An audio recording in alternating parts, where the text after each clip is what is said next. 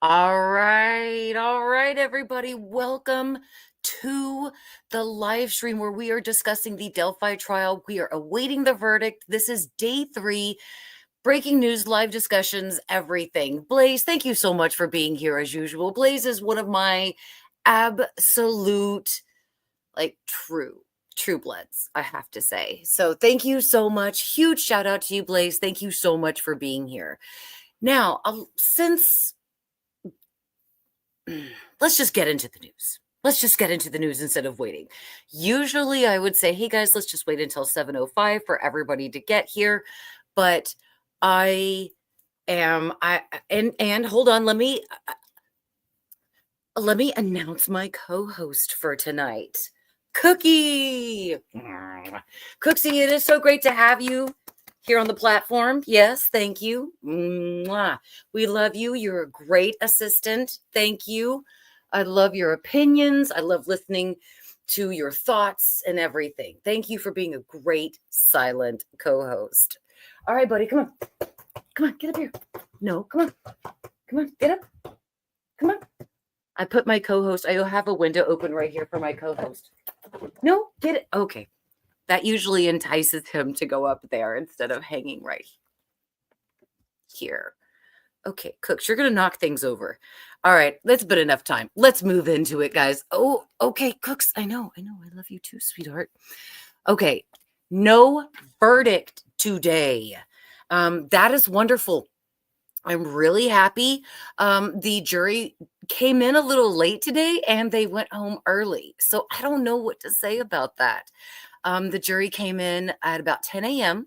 I guess they were supposed to be there at 9, but it's Saturday. Who cares? If they want to come in at 10 a.m., let them sleep in, let them get that much needed rest, and let them come in at a time where they feel refreshed. And yeah, it'll be better for them to get that rest. And then they asked the judge if they could leave early at 2:30. And this is all Eastern Standard Time today, guys. And sure enough, the judge approved it. And I know a lot of people are probably thinking, oh, I don't know if that's really something good. But, for me, I'm taking it because the jury obviously seems like they are considering everything and they are looking at the information and they're not looking to just make a quick decision.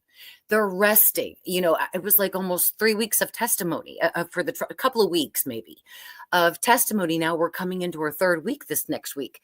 They need some time to rest and process this information because the jury was not, when they have been brought in the past few days, they've not been brought in through the front of the courthouse. A huge thing there. They're brought in through the back. And the reason why is because there's a lot of overwhelming support for Richard Allen. And I don't think it's that people think necessarily that he's innocent. I think it's more in their minds that the state did not prove their case.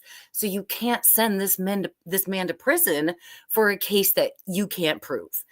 And I have to agree with that. Absolutely. They need to let him go. First of all, like I said last night, once he started to deteriorate, they should have put him in a mental hospital, got him straight with meds, got him on the right path, mental wise, and then actually spoke to him about confessions and guns and all that stuff. So another thing too, the jury got so much conflicting information. There was a witness expert for the prosecution that said that the unspent gun, the bullet came from Richard Allen's gun, but the way that oh my, Cookie's moving me over, guys. I'm sorry. He's coming to lay literally beside me. I'm so sorry. Please excuse me. So I'm so sorry. Cookie has got me kind of going a little bit of right here. So hello, Matthew, or hello, Matt. Thank you so much for being here. I really appreciate it. Okay, so the way that they tested the bullet that was found at the scene is they shot it through Richard Allen's gun. They shot it.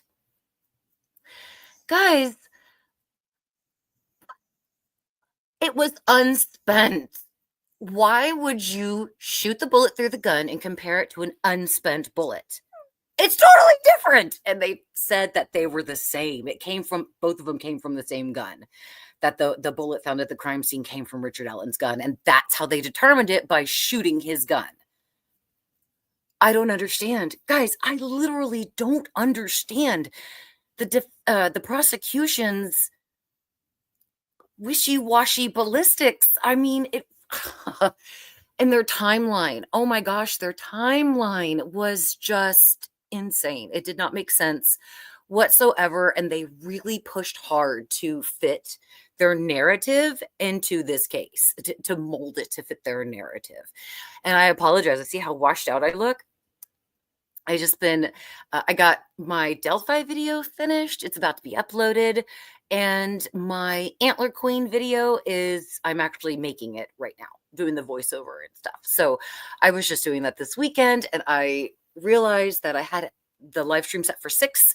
And then I thought, well, let me do it for 7 so I can get more information. So sure enough, I was able to get more information regarding today's deliberations. So it is awesome that they have not come to a verdict yet.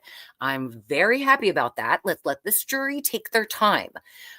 In my opinion, I'm kind of thinking that this might end in a mistrial, because the state couldn't prove their case and the defense, I guess, couldn't really defend everything. But in my opinion, they could. So I have no idea what they're talking about in that case. So,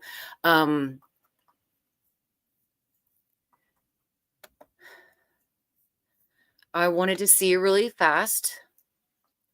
Okay, so I wanted to check up because on November 6th, I posted on Twitter asking you guys, now that the Delphi case has rested, both sides, what is your vote if you were on the jury? Do you think Richard Allen is guilty or not guilty?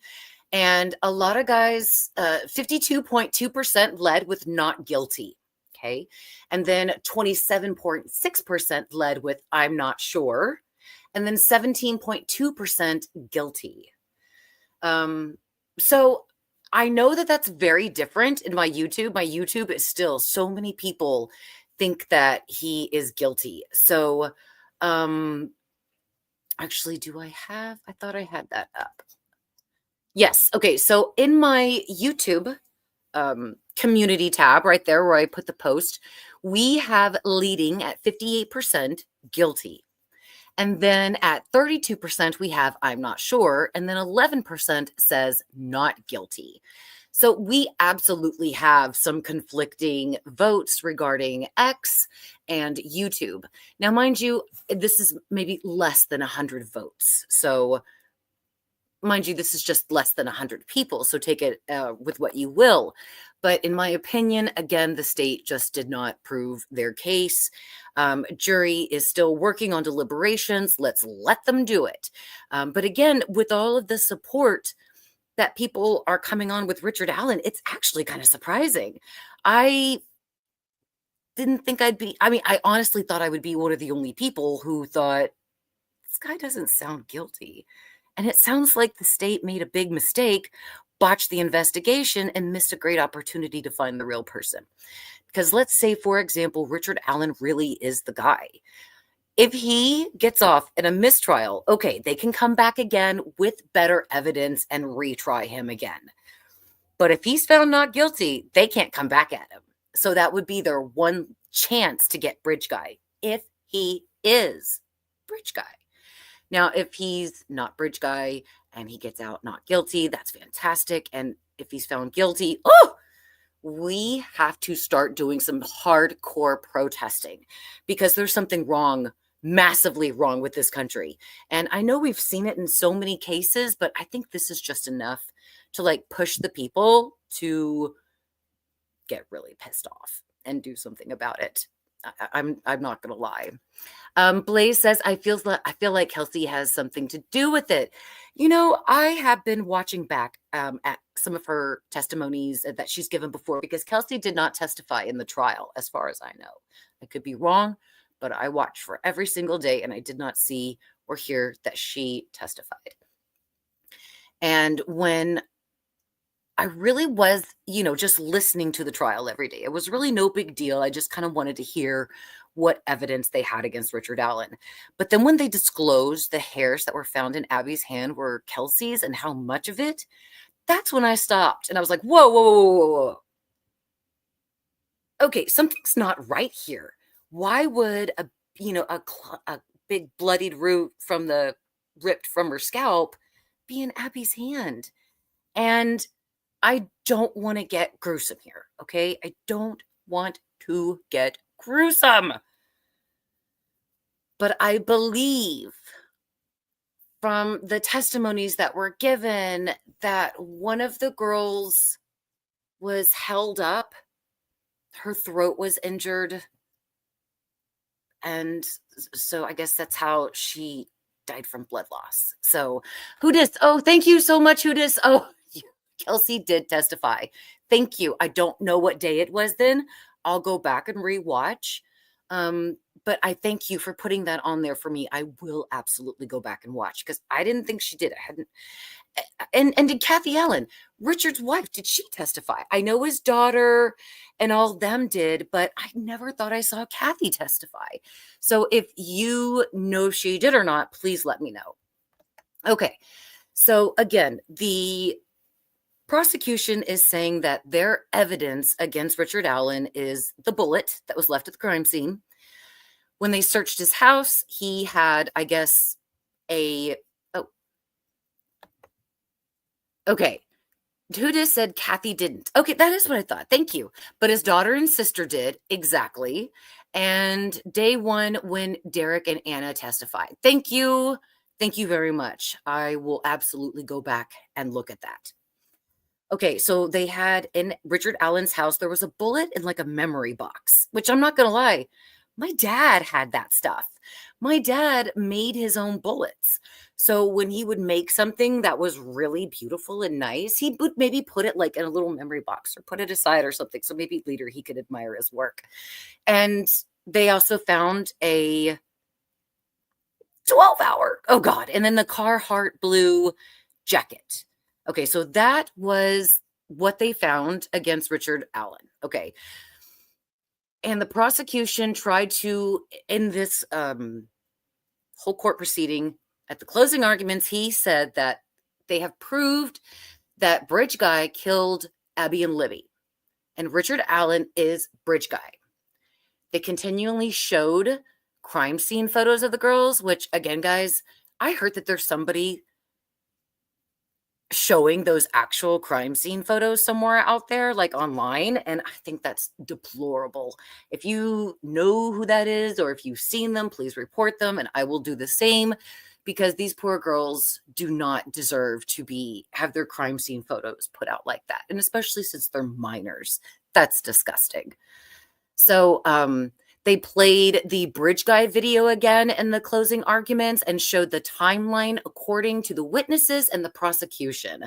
They basically, hold on, I got the timeline right here. They basically said that, about, 2:07, there was that Snapchat video photo that was posted.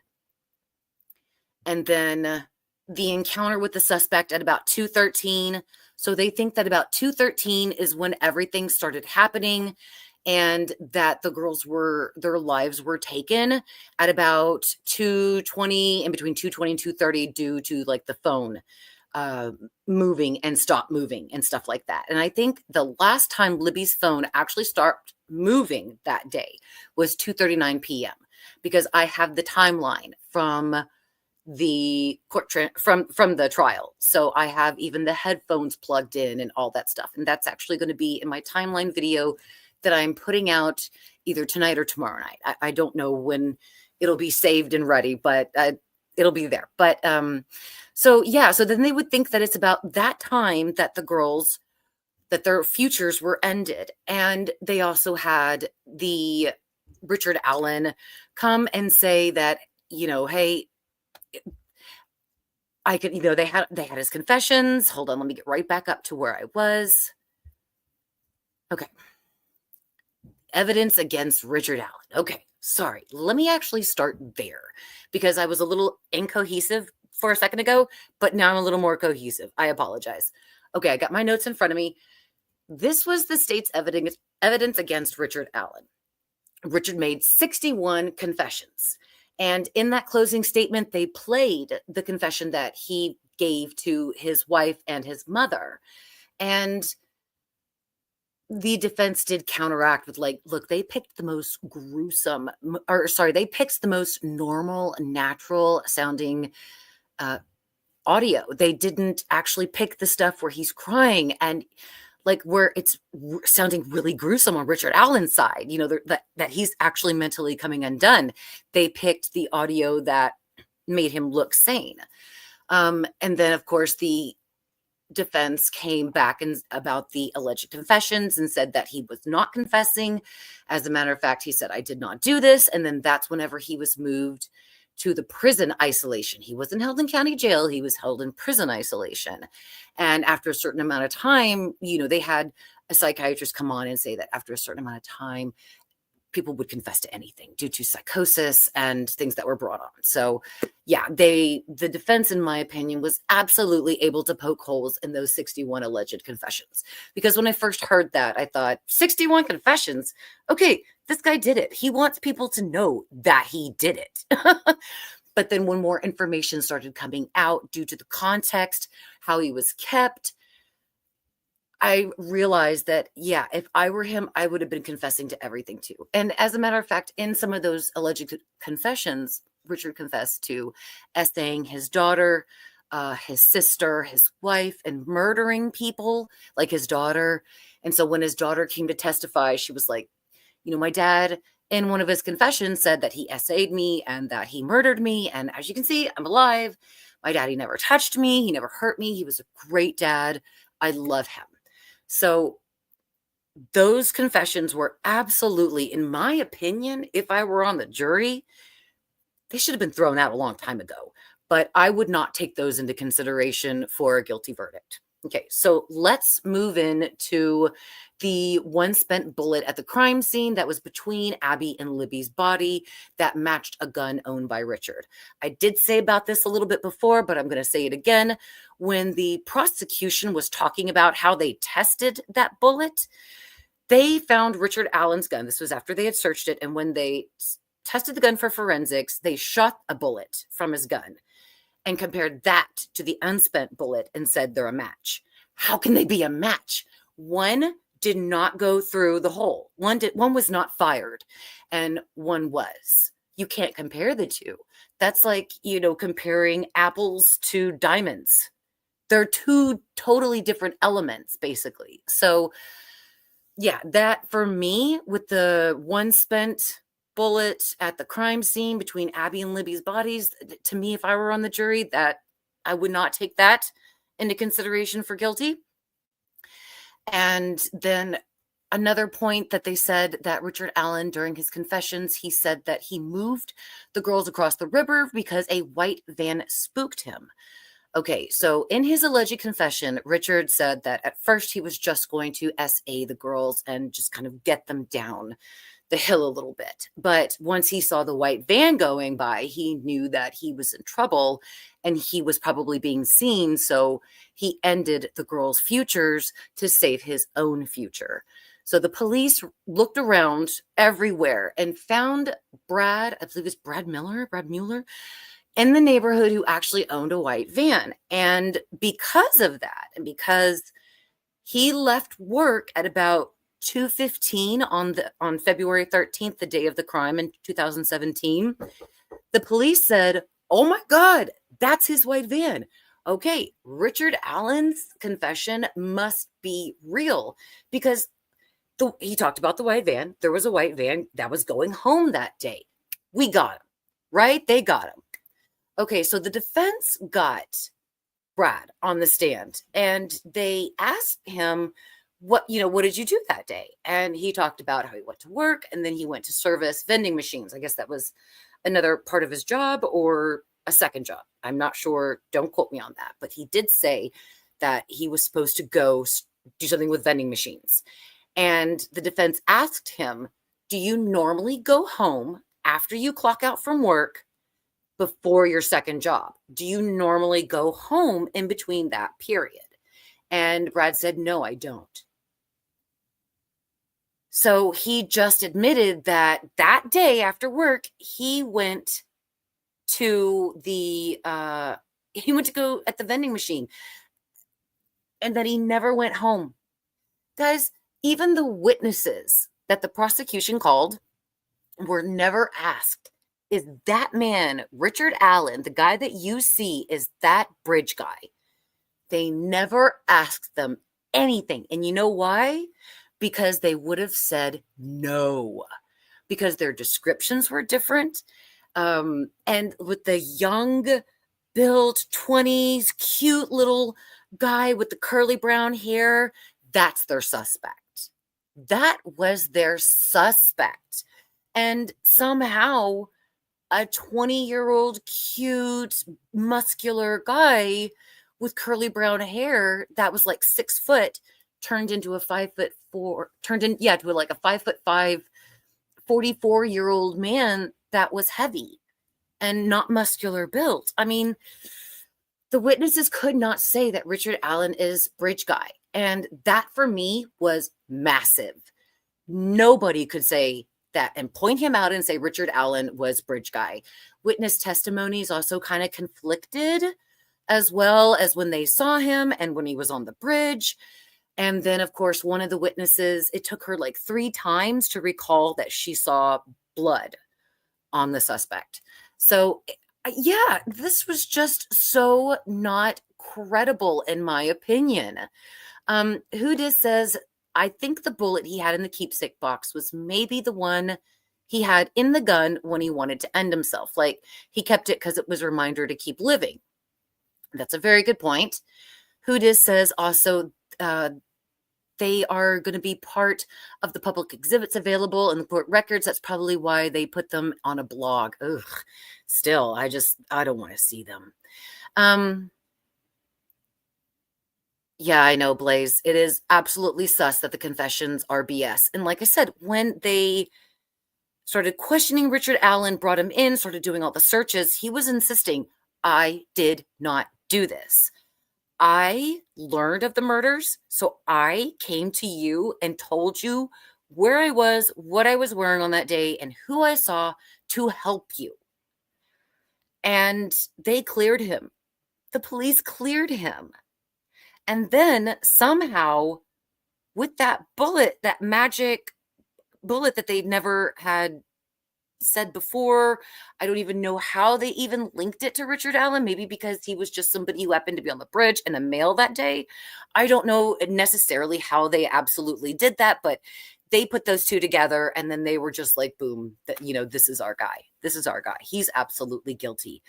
And again, he was like, I did not do this.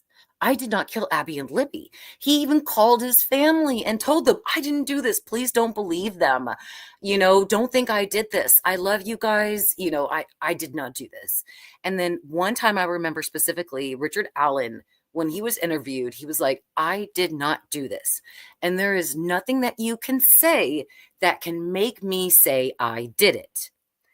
And then ironically, just not too long after that, they send Richard Allen to prison solitary, thinking, okay, let's just give him a little time and maybe absolutely he'll come around to confessing. Hello, Courtney from Indiana. Thank you so much for being here. I really appreciate you so much. Thank you. Have you been following the trial? And if you have, let me know if you think Richard is guilty or not guilty, because again, here we are absolutely open to anything you guys think. It's nobody's squashing anybody's opinion. We're all here for a good conversation. And Houdis says the stuff that didn't come out in the trial is even wilder than what did. Crazy. I know. And there's even still information that we don't know that didn't even come out in the trial.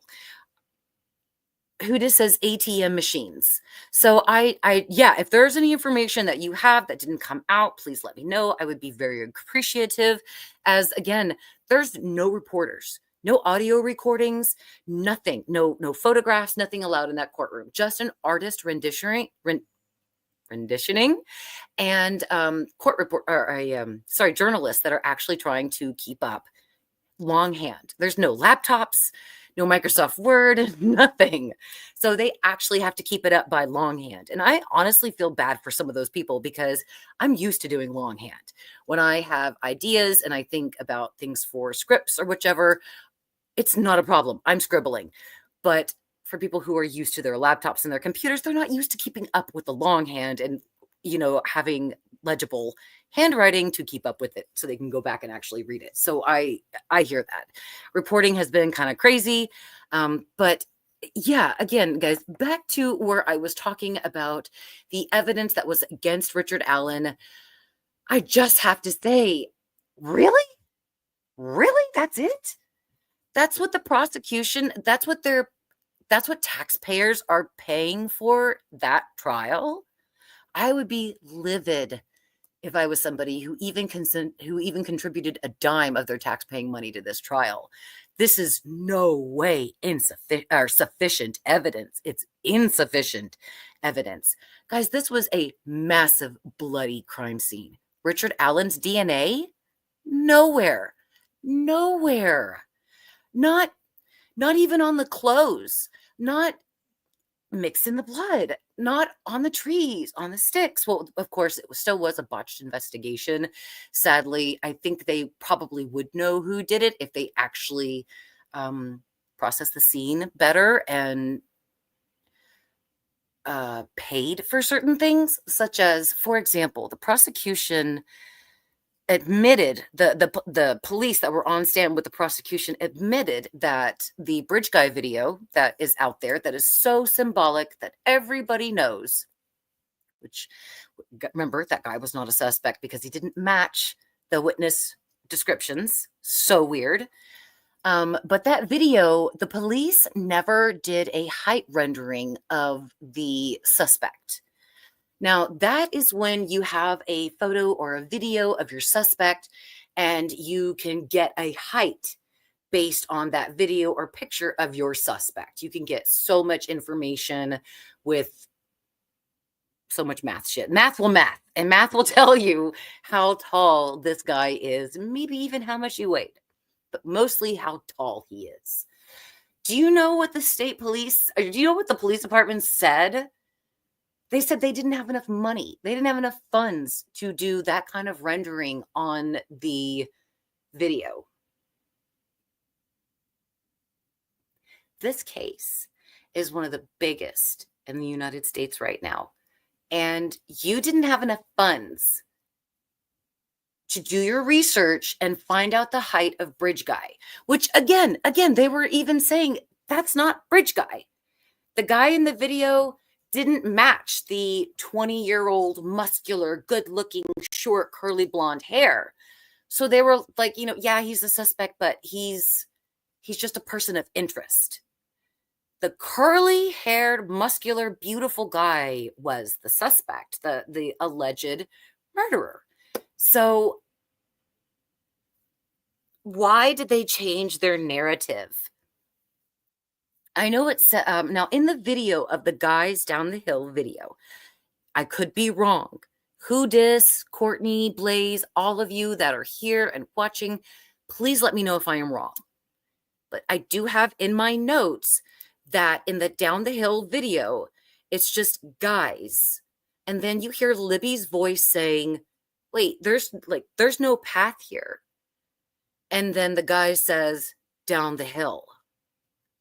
So in my opinion, it was they said 42-second video. And in my opinion, maybe Bridge Guy was just helping them. I mean, just do by the audio. There was no gun. There was nothing that was in the video or could have even shown why, there was no gasping, no nothing. So if they were at the end of the bridge and maybe they thought there was a trail down there, maybe they had saw him before and they were like, hey, he was like, hey, there's a trail down there. If you guys go all the way down, there's a trail.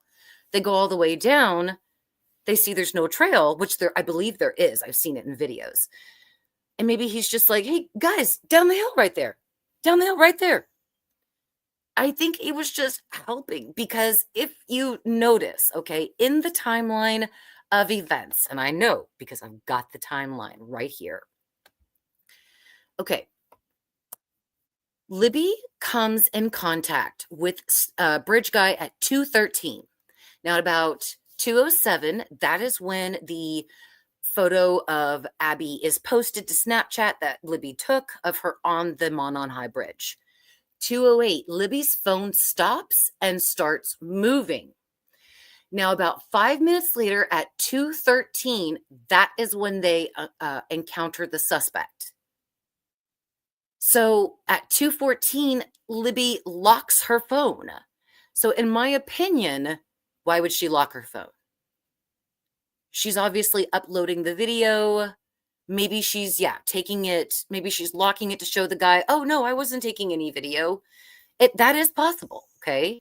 But at 2:14 and 32 seconds p.m., Libby unsuccessfully tries to unlock her phone.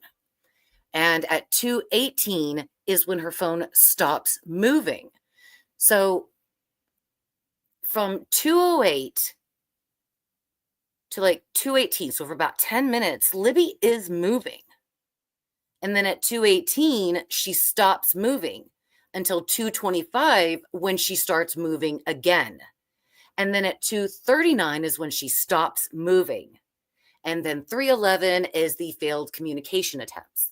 So based on this, I believe the prosecution is trying to fit the narrative that their futures were ended in between their encounter with the suspect at 2:13 and the 2:39 when the phone stops moving.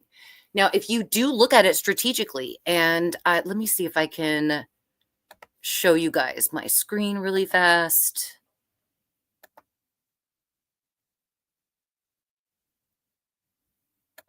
There we go. Okay, so here's my timeline, okay?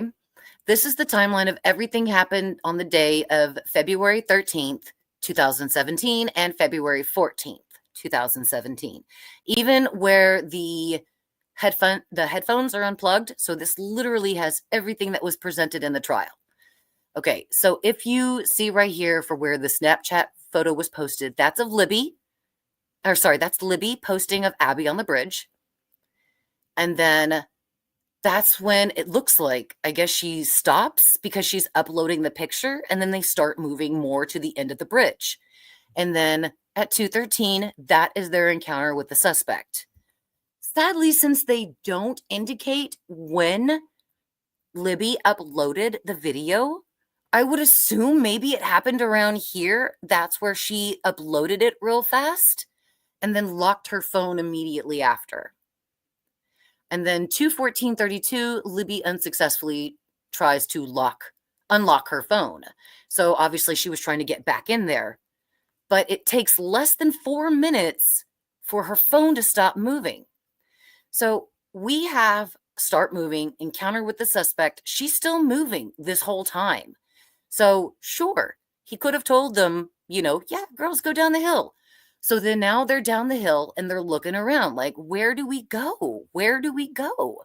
Maybe they did get a little lost right here and they're looking around and they're wondering what to do. They're having a little convo about it for a few minutes. And then the girls start moving again. That's whenever they encounter the blonde, or the brown hair curly man guy, and Libby's phone stops moving. That could be what happened. But these right here is like the most crucial points of the prosecution's timeline, in my opinion. And of course, for afterwards. But I don't know. Okay, so let me just say, guys, I don't understand the difference between the two sketches. Okay. How many times did the police come back and say they're not suspects? They are suspects. This one's not. They were just so wishy-washy on it. It was like watching Ross Perot run for president. So it was very hard to get that information. It's very hard, in fact, to get a lot of information regarding this case due to the police bungling, the investigation, and of course, the lack of investigation that they did on this crime scene. And I do want to say one thing, guys, because one thing that bothered me. Again, we'll go back to time. We'll keep talking about that stuff.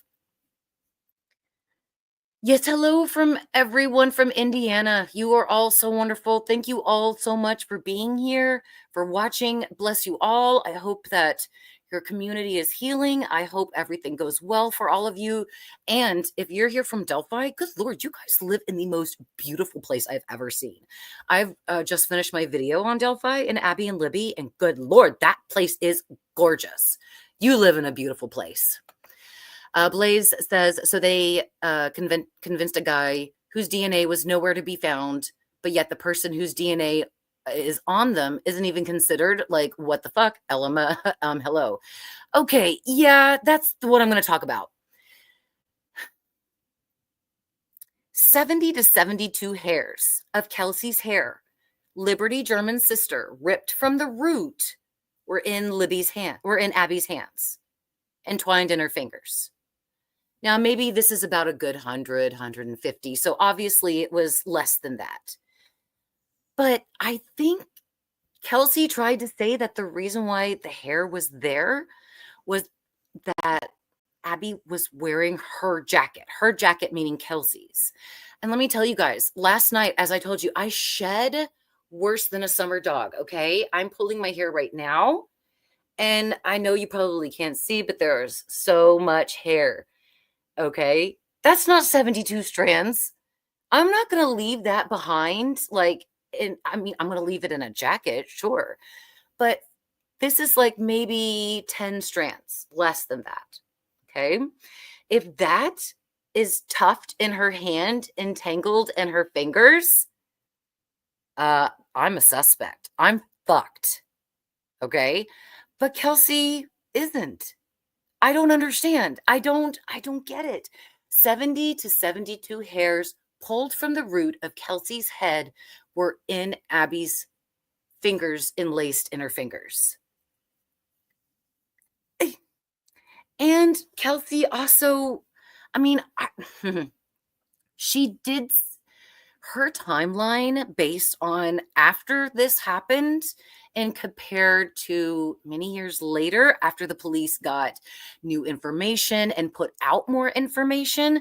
She changed her narrative to fit the police. Like, for example, Kelsey never told them about the sweatshirts, that she gave her sweatshirt to Abby and Libby that day.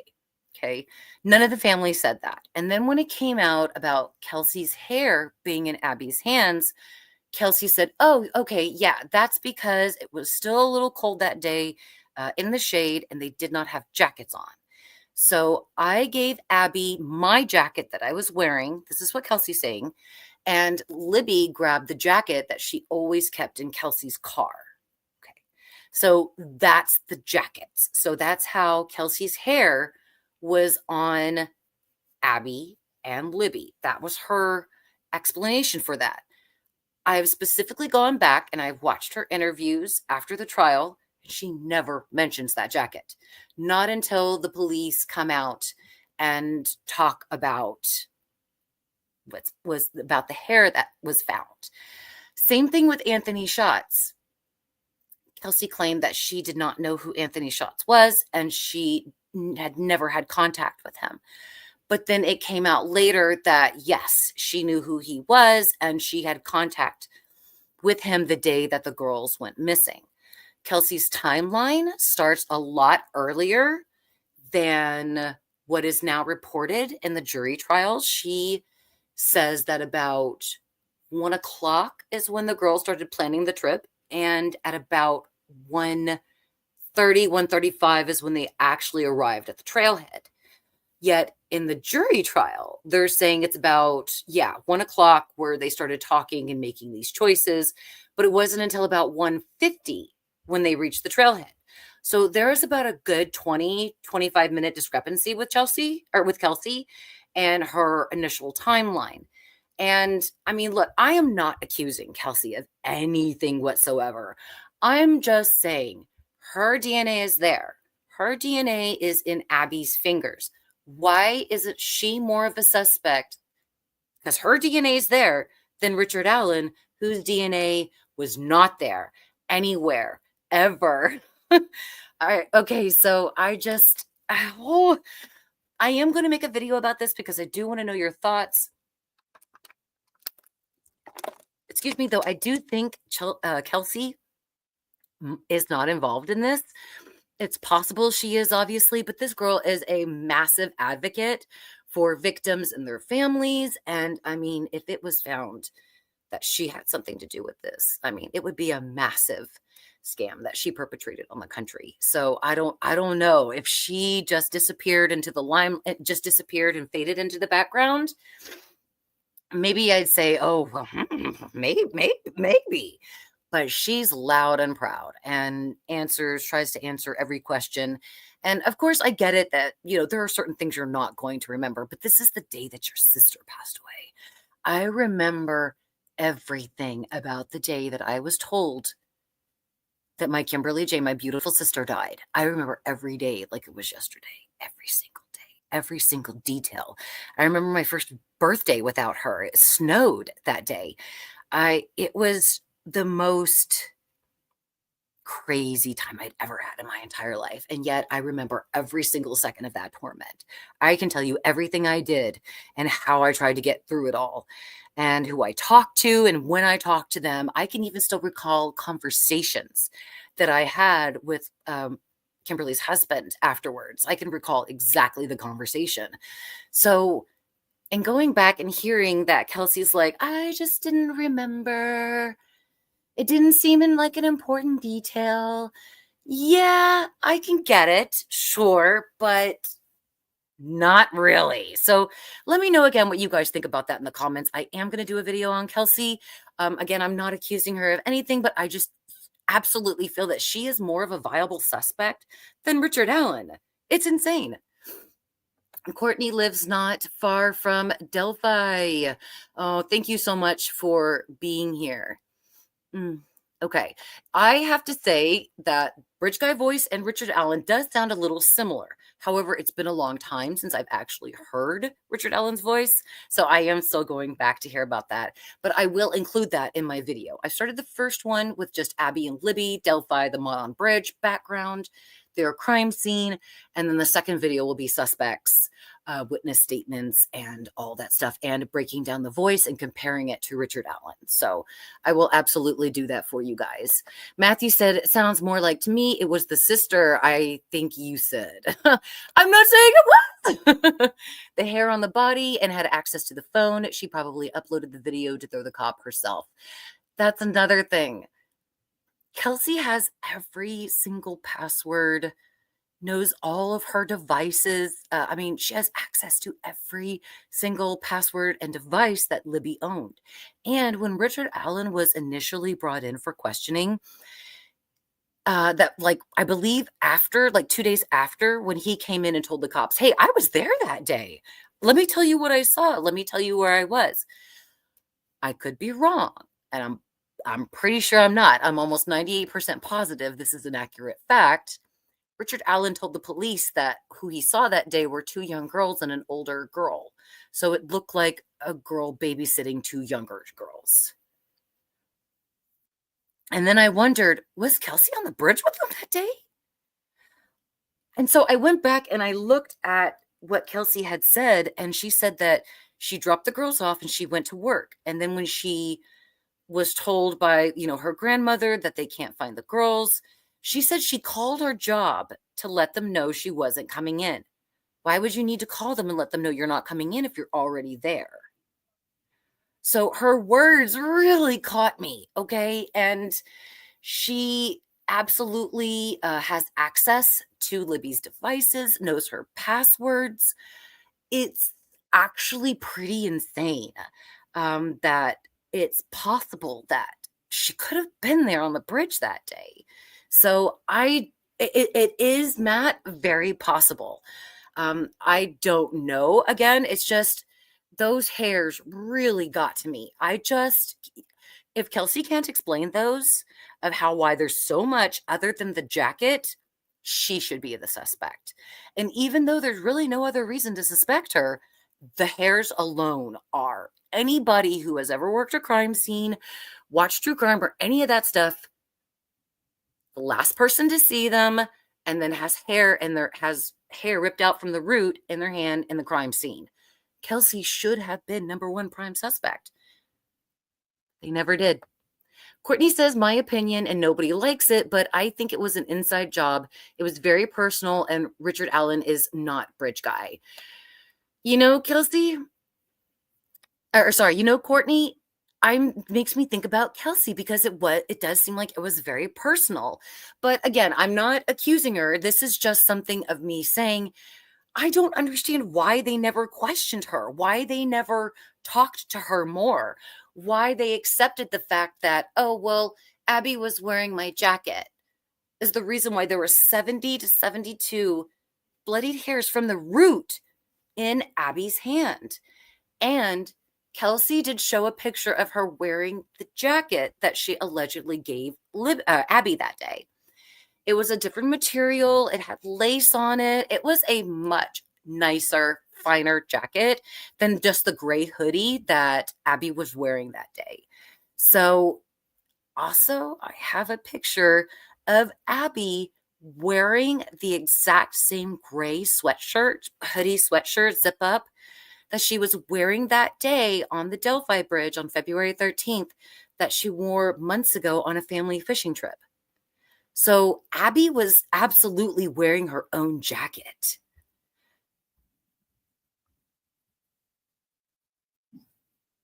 And then Kelsey said that she never took her sister anywhere. She never would really ride with her or anything. She didn't like to, have her little sister because she was 17 and Libby was 14 at the time. And she just didn't like having her little sister with her all the time. And then she says about the sweatshirts that, oh, yeah, well, Libby took her jacket because she rode with me all the time. But didn't you say that she didn't? Because you didn't want your little sister with you all the time? Russell, thank you so much for being here. Oh, you are so sweet. I'm not even wearing an inch of makeup. So thank you so much for being here. I really appreciate it. Matt said, no, I think you say she was sister as a relationship to the victim. Okay, so you're not saying okay, my bad. Thank you, Matt. You were so sweet. But yeah, this is a very personal crime. And like I said, with the information that came out in the trial with the jury, in my opinion, if I was on the jury, I would look at them and say, you dumbasses, why are you putting Richard Allen up on the trial? Why haven't you talked to Kelsey? It's all Kelsey. She was the last one to see them. She has access to Libby's devices and social media. Richard Allen even said that he saw an old, like a teenage girl and young girls on the bridge that day. Kelsey's timeline has changed consistently to fit the narrative. And I mean, like I said, there's just so much with her hair in Abby's hand. Oh my God. I just don't understand why Kelsey isn't up there instead of Richard Allen. This is her time to show that she's innocent if she is. So anyway, Mandy Gillard. Mandy, thank you so much. She says that was not the same jacket. And Libby's sweatshirt was not Kelsey's. Yeah, I know. And also, okay, so one thing too, Libby was wearing a tie-dyed sweatshirt, but she was also wearing a Delphi swim shirt that day. And we know she was because Libby had, at the crime scene, her clothes had been taken off and put on Abby. And Abby was wearing the tie-dyed shirt and then the Delphi swim on top of that.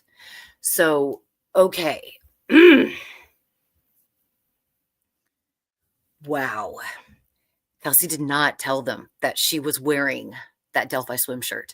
And then I think Kelsey said also that it wasn't Libby's, it was her sweatshirt. It was Kelsey's sweatshirt, but it wasn't Kelsey's sweatshirt. Kelsey was not on the Delphi swim team. Libby was.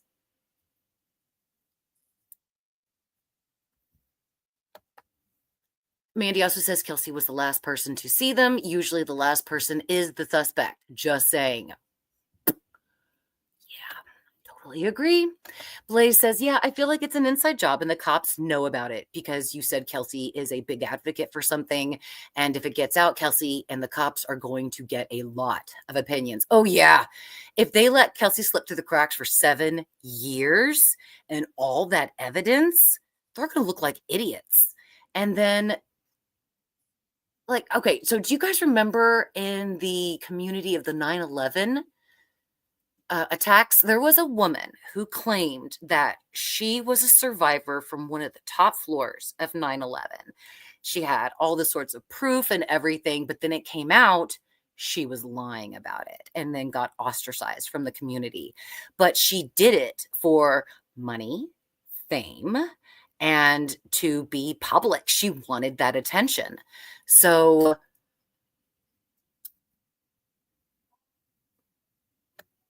and Mandy brings up a good point. Why did Kelsey always bring up the movie The Shack in interviews and laugh about it? So not even like after weeks after Kelsey and Libby, or sorry, after Libby and Abby had their futures ended, I saw a interview of Kelsey and she's sitting, like in front of a table and she's got like a little thing in the back of her. It's almost like a booth. And she's sitting there laughing about all the opportunities that have now come to her due to Libby's passing. And that, like, before she was this, shy person that wouldn't talk to you. And now, like, she's everywhere. Yeah, she's everywhere. Like Libby has like definitely like given her so many opportunities that she would not have had, before. Bitch. Okay.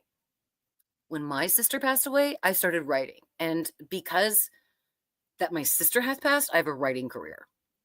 It's not a career, actually. I just prefer to write.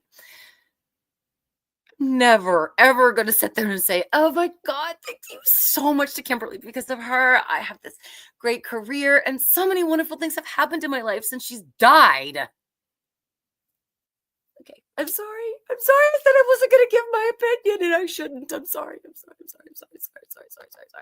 Mandy said Kelsey said that the swim sweatshirt was new, but there are pics of Libby in that sweatshirt. Yes, there is. There is. I've even seen them. That's how I knew it was hers. And because I did my research and I knew she was on the swim team. So yeah, Mandy, we're connecting. All of us here, guys, we're connecting.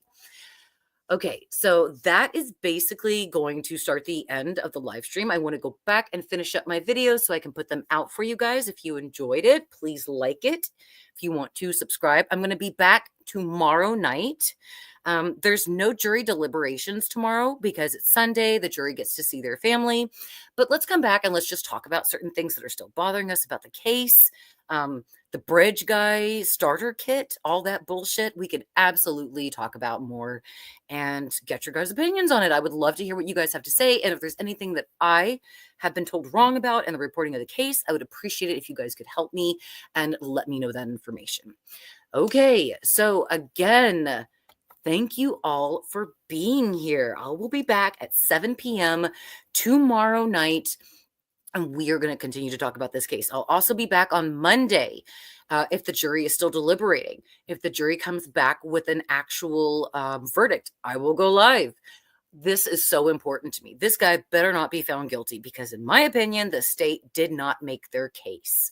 And this is going to be a huge miscarriage of justice if they convict him on such little circumstantial evidence. And then again, let's say, for example, that Richard Allen is the bridge guy. And because the state failed to prove their case, he gets away innocent and they can't prosecute him again. He's been found not guilty. They're going to let a murderer walk free. So regardless, the state bungled this massively and they can't admit that they're wrong and that they put the wrong person up there, in my opinion. So, all right, guys, again, let me know your opinion and everything in the comments. I really appreciate everybody being here tonight. I will see you guys again tomorrow at 7 p.m., same time, same place, same everything. Probably no makeup because I'll be getting my kids ready for school the next day. Love you guys so much. Thank you for being here, and please be